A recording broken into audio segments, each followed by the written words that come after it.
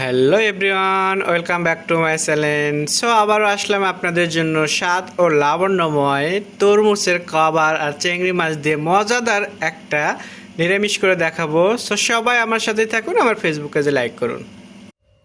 আসসালামু আলাইকুম, সবাই কেমন আছেন? আশা করি সবাই ভালো আছেন। স্বাদ ও স্বাদের গল্পের সাথে আবারও আসলাম আপনাদের জন্য নতুন একটা রেসিপি নিয়ে। আজকের রেসিপিতে দেখাবো আমি গতকালকে আপনাদেরকে দেখাছিলাম তরমুজের জুস বানিয়ে। সো তরমুজের যে কভারটা আছে এটা দিয়ে আমি আজকে আপনাদেরকে একটা মজাদার নিরামিষ করে দেখাবো। সো আমি এখানে দেখতেই পাচ্ছেন কিছুটা ছিলে নিছি আর কিছুটা চামড়া সহ আছে। এটাকেও আমি ওইভাবে ক্লিন করে নেব, নেওয়ার পরে সুন্দরভাবে আমি এটাকে কিউব করে কেটে নেব। সো সেই পর্যন্ত সাথেই থাকুন। সো দেখতেই পাচ্ছেন আমি কি তরমুজের কভারটা সুন্দর করে ক্লিন করে কেটে নিছি, নিয়ে আমি একদম ভালো করে ধুয়েও নিছি। আর এটার জন্য করে আমি এখানে একটু পেঁয়াজ আর কাঁচামরিচ নিছি, দেখতেই পাচ্ছেন পেঁয়াজ আর কাঁচামরিচ। সো এখন আমি চাচ্ছি চুলোতে বাকি উপকরণগুলো দেব। সো আসলাম আমি চুলোতে, এখন আমি চুলোতে একটা প্যান বসে দিয়ে তেল দিয়ে দিচ্ছি পরিমাণ মতো সয়াবিন তেল। তেলটা গরম হয়ে গেছে, আমি এখানে দিয়ে দিচ্ছি আস্ত একটু জিরে। দেখতেই পাচ্ছেন জিরেটা আমি গরম তেলের মধ্যে দিয়ে দিলাম। জিরেটাকে আমি হালকা একটু ভেজে নিলাম গরম তেলের সাথে। এখন আমি এখানে পেঁয়াজ আর কাঁচামরিচটা অ্যাড করে দিচ্ছি, সাথে দিয়ে দিচ্ছি স্বাদ মতো লবণ। দিয়ে আমি এখন এটাকে একটু ভালো করে একটু ভেজে নেব পেঁয়াজটাকে।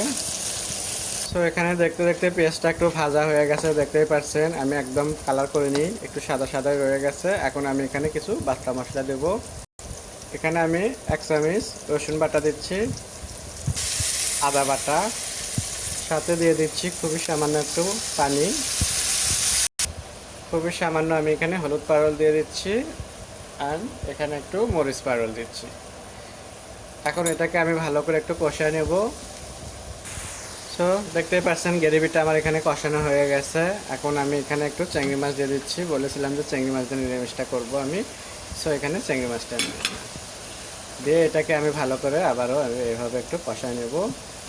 সো দেখতে দেখতে আমার এখানে চিংড়ি মাছটাও কষানো হয়ে গেল, দেখতেই পাচ্ছেন। এখন আমি এখানে তরমুজের কভারটা দিয়ে দিচ্ছি। এটা দিয়ে এখন আমি খুব ভালো করে একটু মিশিয়ে নেব এইভাবে। এটা কিন্তু শুধু চিংড়ি মাছ দিয়ে নিরামিষ করলে হবে না, এটা কিন্তু ডাল দিয়ে নিরামিষও করা যায়, কিংবা এমনি শুধু শুধু ভাজিও খাওয়া যায়, খুবই মজা লাগে। সো আমি এটা দিয়ে আমি পরবর্তী আরও আপনাদেরকে রেসিপি করে দেখাবো। আপনারা আমার সাথেই থাকবেন, আমাকে সাপোর্ট করবেন, তাহলে আপনাদের জন্য মজার মজার রেসিপি নিয়ে আসবো আমি। সো দেখতে দেখতে এটা আমার কষানো হয়ে গেল, দেখতেই পাচ্ছেন খুবই সুন্দর কালারটা কিন্তু রয়ে গেছে এটার। আমি এখন এটা সেদ্ধ করার জন্য খুবই সামান্য একটু পানি দেবো, দিয়ে আমি ভালো করে একটু রান্না করে নেব। আমি এখানে খুবই সামান্য গরম পানি দিয়ে দিচ্ছি, গরম পানিটা দিলাম, দিয়ে এটাকে এখন আমি ভালো করে একটু মিশিয়ে নিচ্ছি এভাবে গরম পানির সাথে। নিয়ে এখন আমি ঢাকনা দিয়ে কয়েক মিনিট এটা রান্না করে নেবো। এই ফাঁকে এটার জন্য একটু ধনে পাতা, কাঁচামরিচ, টমেটো নিয়ে রেডি করে নেবো। সো দেখতে দেখতে আমার কিন্তু রান্না কিন্তু হয়ে গেছে। ঝোলটাও দেখতে পাচ্ছেন আমি একদম নিরামিষের মাখা মাখা রাখছি। আর এটার জন্য যে ধনে পাতা টমেটো রেডি রাখছিলাম, আমি এখন ওইটাকে দিয়ে দিচ্ছি। এমনিতেই অনেক স্বাদ, এখানে যদি আরও ধনে পাতা টমেটো অ্যাড করেন তাহলে তো আরও স্বাদ।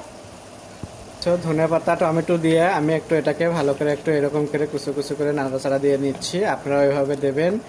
সো দিয়ে আপনারা নামিয়ে নেবেন। সো আমার এটা রান্না হয়ে গেছে, আশা করি আপনাদের ভালো লাগবে। আপনাদের যদি ভালো লেগে থাকে, স্বাদ ও স্বাদের গল্পের সাথেই থাকবেন, বেশি বেশি করে শেয়ার ও কমেন্ট করবেন। অ্যান্ড আমার ভিডিওগুলো নতুন নতুন দেখার জন্য আমার ফেসবুক পেজে লাইক দেবেন, ফলো দেবেন, শেয়ার করবেন। সবাই ভালো থাকবেন, আল্লাহ হাফেজ।